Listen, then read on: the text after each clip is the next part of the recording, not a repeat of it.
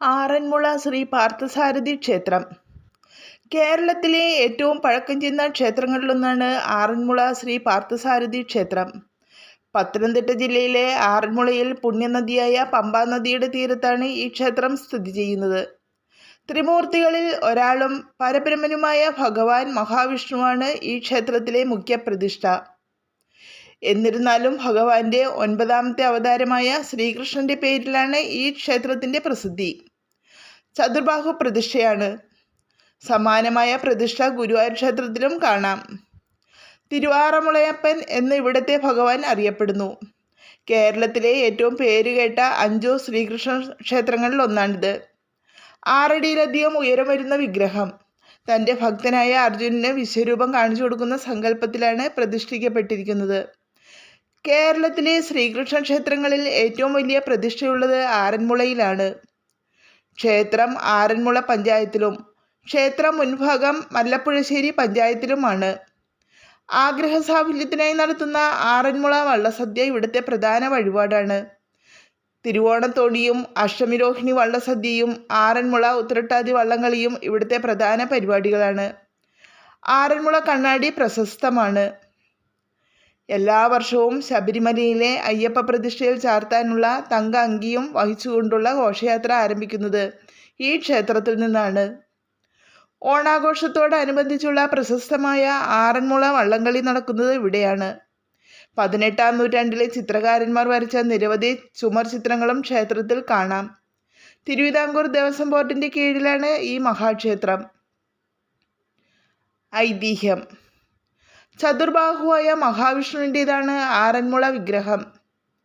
കുരുക്ഷേത്ര യുദ്ധത്തിൽ വെച്ച് ഗീതോപദേശത്തിനിടയിൽ അർജുനന് കാണിച്ചു കൊടുത്ത വിശ്വരൂപത്തിന്റെ നിലയിലാണെന്ന് വിഗ്രഹമെന്നാണ് വിശ്വാസം. ആറന്മുള ക്ഷേത്രം നിർമ്മിച്ചതും അർജുനൻ തന്നെയാണെന്ന് പറയപ്പെടുന്നു. യുദ്ധക്കളത്തിൽ നിരായുധനായ കർണനെ കൊന്നതിലുള്ള പാപഭാരം തീർക്കാനാണ് അർജുനൻ ഈ ക്ഷേത്രം നിർമ്മിച്ചതെന്നാണ് ഐതിഹ്യം. എന്നാൽ ഈ വിഗ്രഹം ആദ്യം പ്രതിഷ്ഠിച്ചിരുന്നത് നിലയ്ക്കൽ എന്ന സ്ഥലത്തായിരുന്നുവെന്നും കഥയുണ്ട്. ഈ സ്ഥലത്തേക്ക് എത്തിച്ചേരുന്ന ഭക്തർക്കും ക്രിസ്ത്യാനികൾ ഉൾപ്പെട്ട നാട്ടുകാരുമടക്കം കാട്ടുജീവികളുടെ ഭീഷണി മുൻനിർത്തി നിലയ്ക്കൽ ഉപേക്ഷിച്ച് കാഞ്ഞിരപ്പള്ളിയിലും കടമ്പനാട്ടും വാസമുറപ്പിച്ചു.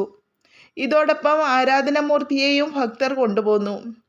ചാക്കന്മാർ 6 മുളകൾ കെട്ടിയ ചെങ്ങാടത്തിൽ വിഗ്രഹം കൊണ്ടുപോരുന്ന വഴിയിൽ ഇന്ന് ക്ഷേത്രമിരിക്കുന്ന സ്ഥലത്തു നിന്നും അല്പം പടിഞ്ഞാറായി തെക്കേക്കരയിൽ ഒരു മാടത്തിൽ വിളക്ക് കണ്ട് ചെങ്ങാടം അടുപ്പിച്ചു. വിഗ്രഹം അവിടെ കൊണ്ടുചെന്ന് വെച്ചു. വിളക്ക് കണ്ട സ്ഥലത്തിന് ഇന്ന് വിളക്കുമാടം എന്നാണ് പേര്.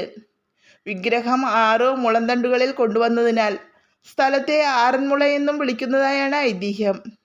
എന്നാൽ പാർത്ഥസാരഥി ക്ഷേത്രത്തെപ്പറ്റി വിവരണമുള്ള പുരാതന കാവ്യമായ തിരുനിഴൽമാലയിൽ ഈ ഐതിഹ്യത്തെപ്പറ്റിയോ വിഗ്രഹപ്രതിഷ്ഠയോ പറ്റിയുള്ള യാതൊരു സൂചനയുമില്ല.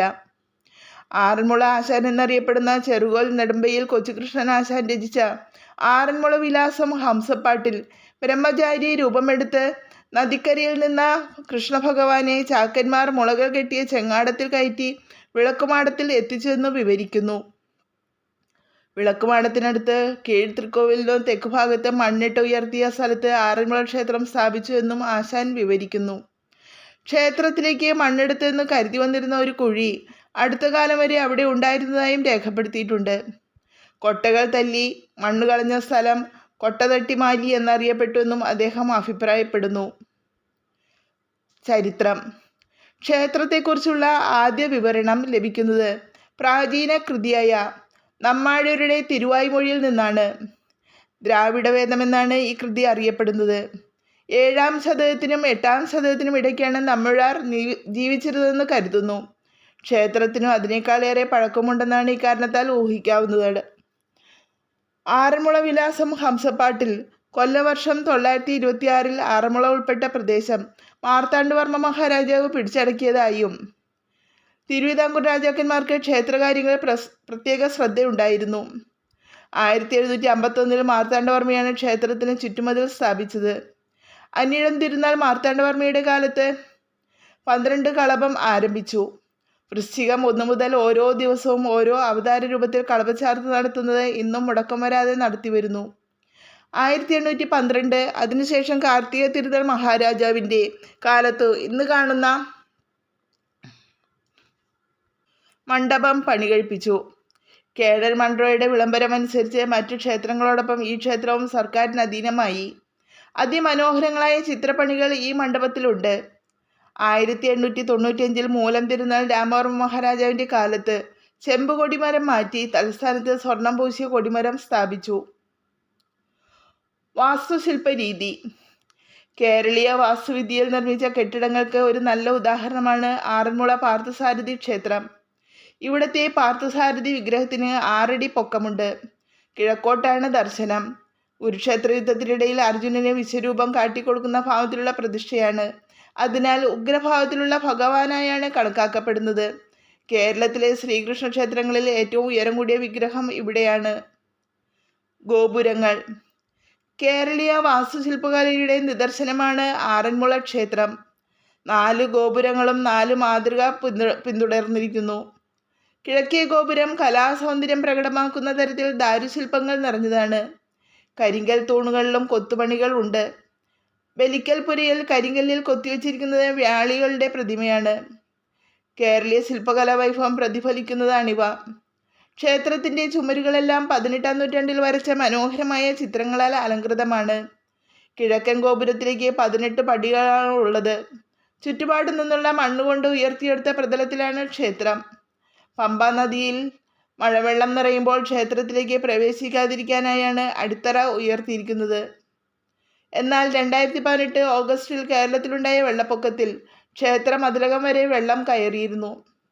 വിശാലമായ ക്ഷേത്ര പരിസരത്തിലേക്ക് പ്രവേശിക്കുന്നതിന് 4 വശത്തും 4 കവാടങ്ങളുണ്ട്. 4 ഗോപുരങ്ങളിൽ 4 മലദൈവങ്ങൾ കാവൽ നിൽക്കുന്നു എന്നാണ് വിശ്വാസം. ക്ഷേത്രത്തിൻ്റെ കിഴക്കേ ഗോപുരത്തിന് പുനന്തോട്ട് ഭഗവതിയും, ഇടപ്പാറ മലയും, പടിഞ്ഞാറേ ഗോപുരത്തിന് ചെറുപുഴക്കാട്ട് ഭഗവതിയും, പുലിക്കൊന്നു മലയും, വടക്കേ ഗോപുരത്തിന് പൂതിക്കൊന്നു ദേവിയും, കടപ്രമലയും, തെക്കേ ഗോപുരത്തിന് പള്ളിമുക്കത്ത് ഭഗവതിയും, കാനക്കൊഴമലയും അരിങ്ങോട്ടുമലയും കാവൽ നിൽക്കുന്നു എന്ന് സങ്കല്പം. ആനയ്ക്ക് ചവിട്ടിക്കയറുവാൻ സാധിക്കുന്ന തരത്തിൽ വീതിയുള്ള 18 വലിയ പടികൾ കിഴക്കേ ഗോപുരത്തിൽ സ്ഥാപിച്ചിരിക്കുന്നു. വടക്കേ ഗോപുരത്തിൽ നിന്ന് പമ്പയിലേക്ക് ഇറങ്ങാൻ 57 പടികളാണ് ഉള്ളത്. 8 ആനകൾ നിരന്നു നിൽക്കാനുള്ള സൗകര്യം ആനക്കൊട്ടിലിനുണ്ട്. കൊടിമരം. ആനക്കൊട്ടിലിനരികെ സ്വർണം പൂശിയ കൊടിമരം സ്ഥിതി ചെയ്യുന്നു. 160 അടി ഉയരം വരുന്ന ഈ കൊടിമരം കേരളത്തിലെ ഏറ്റവും വലിയ കൊടിമരങ്ങളിൽ പെടുന്നു. തേക്കിൻതടിയിൽ തീർത്ത സ്വർണം പൂശിയ ഈ കൊടിമരത്തിൽ 7 സ്വർണ്ണപ്പറകൾ കാണാം. അടിയിൽ ഇതിനു മുന്നിലായി പ്രധാന ബലിക്കല്ലുണ്ട്. ശ്രീകോവിൽ. ചതുരാകൃതിയിലാണ് ചുറ്റമ്പലമെങ്കിലും ശ്രീകോവിൽ വൃത്താകൃതിയിലാണ്. ഇത് ചെമ്പ് മേഞ്ഞിരിക്കുന്നു. ശ്രീകോവിലിൻ്റെ വെളിയിലുള്ള ചുവരും നമസ്കാര മണ്ഡപവും ചിത്രപ്പണികളാൽ അലങ്കൃതമാണ്. ശ്രീകോവിലിന് 2 ചുവരുകളുണ്ട്. അവയ്ക്കുള്ളിൽ ഗർഭഗൃഹവും സ്ഥിതി ചെയ്യുന്നു. വിഗ്രഹം. കരിങ്കല്ലിൽ തീർത്ത പ്രധാന വിഗ്രഹത്തിന് 5 അടിയിലധികം ഉയരം കണക്കാക്കപ്പെടുന്നു. എന്നാൽ വിഗ്രഹം നീലാഞ്ജനത്താൽ ഉണ്ടാക്കിയതെന്ന് ചിലർ അഭിപ്രായപ്പെടുമ്പോൾ കടു ശർക്കര യോഗം കൊണ്ടാണ് ഉണ്ടാക്കിയിരിക്കുന്നതെന്ന് മറ്റു ചിലർ അഭിപ്രായപ്പെടുന്നു. സങ്കല്പം പാർത്ഥസാരഥിയുടേതാണെങ്കിലും വിഗ്രഹത്തിൽ 4 കൈകൾ ഉണ്ട്. മുകളിലേക്ക് ഉയർത്തിപ്പിടിച്ചിരിക്കുന്ന വലങ്കൈയിൽ സുദർശന ചക്രവും, ഇടങ്കൈയിൽ ശംഖും, താഴെ ഇടങ്കൈയിൽ ഗദയും, വലങ്കൈയിൽ താമരപ്പൂവുമാണ് ഉള്ളത്. പാർശ്വത്തിൽ ലക്ഷ്മിയും ഭൂമിദേവിയും ഭഗവാനെ പരിസേവിക്കുന്ന തരത്തിൽ നിലകൊള്ളുന്നു. തന്ത്ര സമുച്ചയ ഗ്രന്ഥത്തിൽ പറയപ്പെടുന്ന സർവ്വലക്ഷണങ്ങളും തികഞ്ഞതാണ് ഈ വിഗ്രഹമെന്നും പലരും കരുതുന്നു.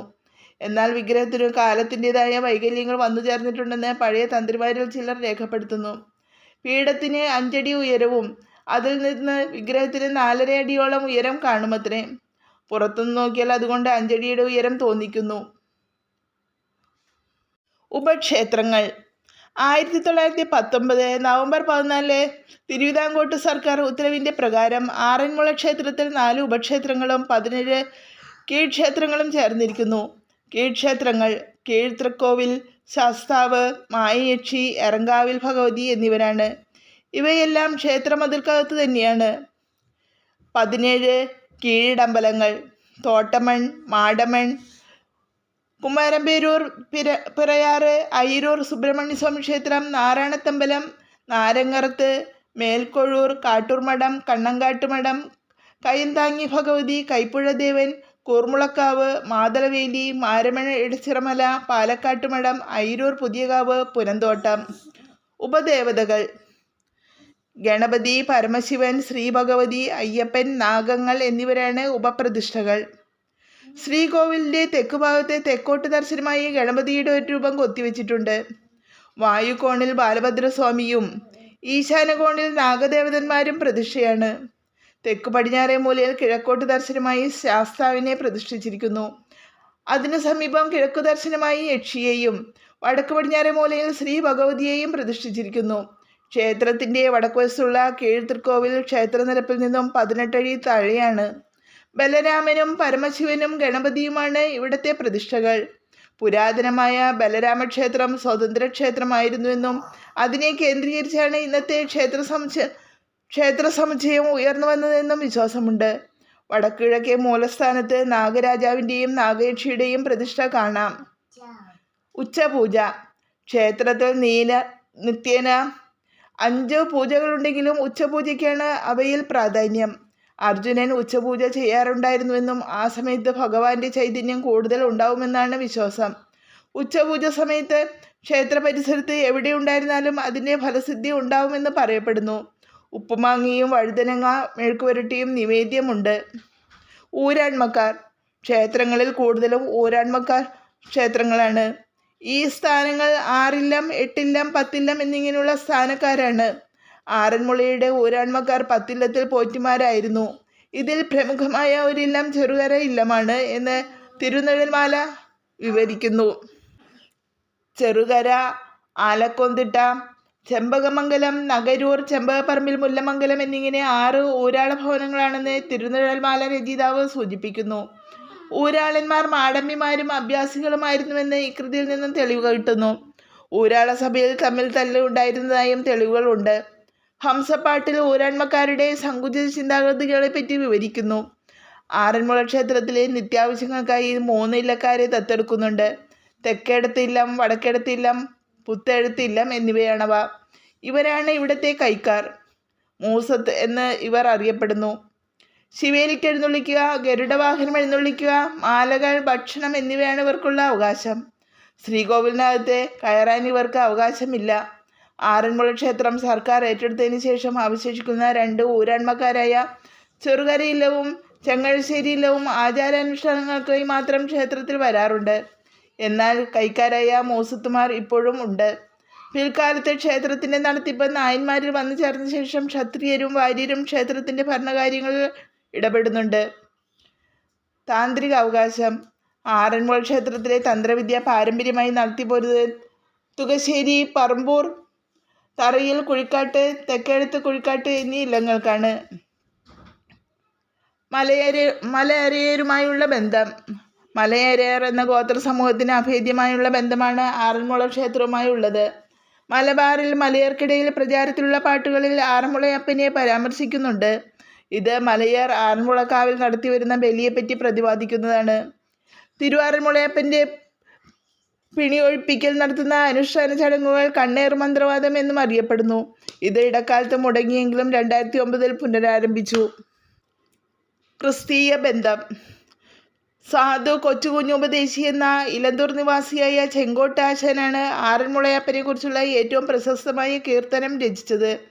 ക്ഷേത്രവിഗ്രഹം നേരിട്ട് കണ്ടിട്ടില്ലാത്തതുകൊണ്ട് അദ്ദേഹം വിഗ്രഹത്തെ അനന്തശായിയായാണ് ചിത്രീകരിക്കുന്നത്. 28 കരകളിലും ഭാഗവത പാരായണത്തിനും മറ്റും ഹിന്ദുക്കൾ തുടക്കം കുറിക്കുന്നത് ഈ കീർത്തനം ആലപിച്ചുകൊണ്ടാണ്. ഉത്സവം: മകരമാസത്തിലാണ് ഉത്സവം. അത്തനാളിൽ കൊടിയേറി തിരുവോണം നാളിൽ സമാപിക്കുന്ന ഉത്സവം 10 നാൾ നീണ്ടു നിൽക്കുന്നു. പ്രധാന ചടങ്ങ് 5ാം ഉത്സവനാൾ നടത്തുന്ന ഗരുഡവാഹനം എഴുന്നള്ളിപ്പാണ്. ഇത് 5ാം പുറപ്പാട് എന്നറിയപ്പെടുന്നു. ഇത് സ്ഥലവാസികൾക്കും ഉത്സവമാണ്. ഭക്തർ വാഹന ദർശനത്തിനും എല്ലാ കരകളിൽ നിന്നും വന്നു ചേരുന്നു. ഗരുഡവാഹനത്തിൻ്റെ വിഗ്രഹത്തിടമ്പ് എഴുന്നള്ളത്ത് നടത്തുന്നു. 5ാം ഉത്സവത്തിന് പഞ്ചപാണ്ഡവർ എല്ലാവരും ചേർന്ന് ഭഗവാനെ അഭിമുഖം ചെയ്യുന്ന ആചാരവും ഉണ്ട്. മറ്റ് അനുഷ്ഠാനങ്ങളും ആചാരങ്ങളും: ഗരുഡവാഹനം എഴുന്നള്ളിപ്പ് എല്ലാ മലയാള മാസത്തിലെയും ഉത്രട്ടാതി നാളിലും വെളുത്തപക്ഷ ഏകാദശി നാളിലും ഈ എഴുന്നള്ളിപ്പ് നടത്താറുണ്ട്. ഗരുഡവാഹനത്തിൻ്റെ ശില്പഭംഗി പ്രത്യേകം പരാമർശിക്കുന്നു. മുന്നോട്ട് നീട്ടിയ കൈകളും വശങ്ങളിൽ ചിറകുകളും ദംഷ്ട്രങ്ങളോടുകൂടിയ വായും ഗാംഭീര്യം തുടിക്കുന്ന മുഖവും കൊത്തുപണികളോടുകൂടിയ കിരീടവും അടങ്ങുന്നതാണ് ഗരുഡവാഹനം. മുകളിൽ 10 കിലോ വരുന്ന സ്വർണ്ണാങ്കി ഉറപ്പിക്കുന്നതിനുള്ള സ്വർണ്ണപ്രഭ, നവരത്നങ്ങൾ പതിച്ച മാലകൾ, താമരപ്പതക്കം, സ്വർണത്തിലും വെള്ളിയിലും ഉള്ള പൂക്കൾ അലങ്കാരത്തിനുണ്ട്. ദശാവതാര ചാർത്ത്. വൃശ്ചികം 1 മുതൽ 12 ദിവസം ക്ഷേത്രത്തിൽ ദശാവതാര ചാർത്ത് നടത്തിവരുന്നു. ഇത് 12 കളഭം എന്ന പേരിൽ അറിയപ്പെടുന്നു. ബ്രഹ്മഹത്യാ പാപം പരിഹരിക്കുന്നതിനായി മാർത്താണ്ഡവർമ്മ അനിഴം തിരുനാൾ രാമവർമ്മയാണ് ഇത് ഏർപ്പെടുത്തിയത്. ധനുമാസ കമ്പം. ആറന്മുള ദേശത്തുള്ള കുട്ടികൾ വർഷം തോറും ധനുമാസം ആദ്യം മുതൽ അവസാനം വരെ തണുങ്ങുകൾ പെറുക്കി സൂക്ഷിക്കുന്നു. കരസംക്രമത്തിൻ്റെ തലേന്ന് ബാലന്മാർ ഒത്തുചേർന്ന് വെട്ടിക്കൊണ്ടുവന്ന കമുകിൻ തണുങ്ങുകൾ നാട്ടുന്നു. ഇത് വെച്ചുകെട്ടി ഒരു വനത്തിൻ്റെ പ്രതീതി സൃഷ്ടിക്കുന്നു. രാത്രി 2 മണിയോടെ വാദ്യങ്ങളുടെ അകമ്പടിയോടെ ശ്രീകോവിലിൽ നിന്നും പൂജാരി തീയൊരുക്കി കൊടുക്കുന്നു. ഈ ദീപവുമായി ബാലന്മാർ വഞ്ചിപ്പാട്ടുപാടി കവുങ്ങുകൾക്ക് സമീപമെത്തി ആചാരങ്ങൾ ചെയ്ത ശേഷം വനത്തിനും തീ കൊളുത്തുന്നു. ഇത് ധനുമാസ കമ്പം എന്നറിയപ്പെടുന്നു. ആറന്മുള ഊട്ട്. ആറന്മുളയപ്പൻ്റെ പ്രീതിക്ക് വേണ്ടി നടത്തുന്ന വഴിപാടാണിത്. കൊച്ചുകുട്ടികൾക്ക് തേച്ചുകുളിയും വിഭവസമൃദ്ധമായ സദ്യയും നൽകലാണ് ഈ വഴിപാട്. നടത്തേണ്ട വ്യക്തിയുടെ ആണ്ടുപിറന്നാൾ അല്ലെങ്കിൽ പക്കപ്പിറന്നാൾ ദിനത്തിലുമാണിത് നടത്തുന്നത്. ഊട്ട് നടത്തുന്ന വീട്ടുകാർ തലേന്ന് തന്നെ കുട്ടികളെ അവരുടെ വീടുകളിൽ ചെന്ന് ക്ഷണിക്കുന്നു. 3 മുതൽ 10 വയസ്സ് വരെയുള്ള കുട്ടികളെയാണ് ക്ഷണിക്കുക. ഇതിൽ ജാതി നോക്കാറില്ല. പിറ്റേന്ന് കുട്ടികളെത്തുമ്പോൾ അവർക്ക് പാൽക്കഞ്ഞിയും പപ്പടവും നൽകുന്നു. ക്ഷേത്രക്കുളത്തിൽ കുളി കഴിഞ്ഞു വരുന്ന കുട്ടികൾക്ക് ഉടുക്കാൻ കോടിവസ്ത്രവും നൽകി ഭസ്മവും ചന്ദനവും തൊടുവിക്കുന്നു. അതിനുശേഷം പന്തലിൽ ഊണിനിരുത്തുന്നു. പന്തിയിൽ ഒരു വിളക്ക് കത്തിച്ച ശേഷം മാത്രമേ ഭക്ഷണം വിളമ്പുകയുള്ളൂ. ഇതിനു മുമ്പ് സ്ത്രീകൾ കുരവയിടുകയും പുരുഷന്മാർ അർപ്പ് വിളിക്കുകയും ചെയ്യുന്നു. ഉത്രട്ടാതി വള്ളംകളി. ആറന്മുളയ്ക്ക് ചുറ്റുമുള്ള 28 കരകളുടെയും പ്രധാന ക്ഷേത്രം പാർത്ഥസാരഥി ക്ഷേത്രമാണ്. ഈ കരകളുടെ ഏകോപനത്തിനായി അടിസ്ഥാനമായി നൽകുന്നത് ക്ഷേത്രവും അതുമായി ബന്ധപ്പെട്ട അനുഷ്ഠാനങ്ങളുമാണ്. സാംസ്കാരികമായ ഒരു കൂട്ടായ്മ അത് ഉണ്ടാക്കിയെടുക്കുന്നു. ഇതിൽ പ്രധാനം ഉത്രട്ടാതി വള്ളംകളിയാണ്. ജാതിമത വ്യത്യാസമില്ലാതെ ആറന്മുളക്കാർ ക്ഷേത്രത്തോടെ ബന്ധം പുലർത്തുന്നു. ഈ വള്ളംകളിയിൽ മുക്കുവരും ക്രിസ്ത്യാനികളും തച്ചന്മാരും ഇഴവരും പുലയരും ചാക്കന്മാരും എല്ലാം പങ്കെടുക്കുന്നു. വള്ളസദ്യ. അഷ്ടമി രോഹിണി നാളിൽ സമൂഹ സദ്യ ഒരുക്കുന്നു. 52 പള്ളിയോടങ്ങൾക്കും അതോടൊപ്പം വരുന്ന ഭക്തജനങ്ങൾക്കും സമൂഹ സദ്യയിൽ പങ്കുകൊള്ളാൻ സാധിക്കുന്നു. അഷ്ടമി രോഹിണി വള്ളസദ്യ, അതായത് സമൂഹ സദ്യയ്ക്ക് സാധാരണ വള്ളസദ്യയ്ക്ക് വിളമ്പുന്നതിനേക്കാൾ വിഭവങ്ങൾ കുറവായിരിക്കും. എല്ലാ വർഷവും ജൂലൈ പകുതിയോടെ തുടങ്ങുന്ന വള്ളസദ്യ അവസാനിക്കുന്നത് ഒക്ടോബർ 2-നാണ്. 51 വിഭവങ്ങൾ ചേർന്ന വിഭവസമൃദ്ധിയാർന്ന സദ്യയാണിത്. ഉപ്പേരികൾ തന്നെ നിരവധി തരമുണ്ടാകും. വിവിധ തരം പായസങ്ങൾ, വാളത്തൈർ എന്നിവ പ്രത്യേകം ശ്രദ്ധ അർഹിക്കുന്നു. ഏതു വിഭവം എപ്പോൾ ചോദിച്ചാലും വിളമ്പുന്ന സദ്യയാണ് വള്ളസദ്യ എന്ന് പറയപ്പെടുന്നു. വള്ളക്കാർ വിഭവങ്ങൾ ചോദിക്കുന്നതും പാടി തന്നെയാണ്. ചോറ് വിളക്കത്ത് വിളമ്പിക്കഴിഞ്ഞ ശേഷം വള്ളക്കാർക്ക് വിളമ്പാൻ താമസിച്ചാൽ അവർ വഞ്ചിപ്പാട്ട് പാടുകയും ചെയ്യും.